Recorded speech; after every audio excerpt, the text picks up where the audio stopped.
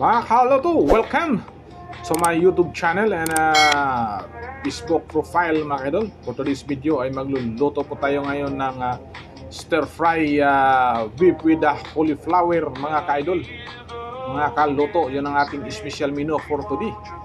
So tara samahan niyo ako mga kaloto at ipakikita ko po sa inyo ang ating proseso kung paano natin niluluto to ang ating menu for today. So ito na po, start na po tayo. Naglagay tayo ng oil at naglagay tayo ng minced garlic. So i-stir natin siya until golden brown. Nalalabas po ang aroma mga kaloto. At ilalagay na po natin yung ating sunod na ingredients, ang 1/2 chop onions mga kaidol. So ganyan lang po ang ating proseso. So i-stir lang po natin siya until lalabas po ang aroma mga kaidol. At ilagay na po natin ang ating minced garlic, ginger. So naglagay tayo ng ginger para pampalis ng gansa. Naglagay na po natin ang ating 1/4 kilo na cooked meat. So yung beef meat natin mga kaidol ay pinapalambot ko na muna bago natin dito ni sauté para mas madali ang ating proseso pag malambot na yung paka natin ginagamit. So yun ang ating pang halo mga kaidol sa ating menu. At naglagay tayo ng 2 tablespoon of soy sauce and 2 tablespoon of oyster sauce mga kahaloto.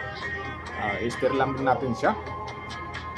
At naglagay tayo ng 1 teaspoon of black pepper powder, chili flakes and Knorr seasoning powder mga kaidol. So naka-plus po dyan sa ating screen ang mga list of ingredients mga kaluto. So naglagay din tayo 1 cup of water. Ilagay na po natin ang 1 heads na cauliflower. So isang piraso lang po itong ulo ng cauliflower mga kaidol. So takpan mo natin until makok siya. Naluto na yung cauliflower at nagdagdag tayo ng black peppercorn. Mas mabango yung mga kaidol. So nilagay na po natin ang ating red and green bell pepper with sliced onions mga kaluto. So palapit na po ito maluto ang ating menu for today. So ganyan lang po ang ating posisyon. Naglagay tayo ng white sugar at saka cornstarch na dissolved of water. So naglagay din tayo ng magic sarap para mamagikin ang sarap mga kaidol.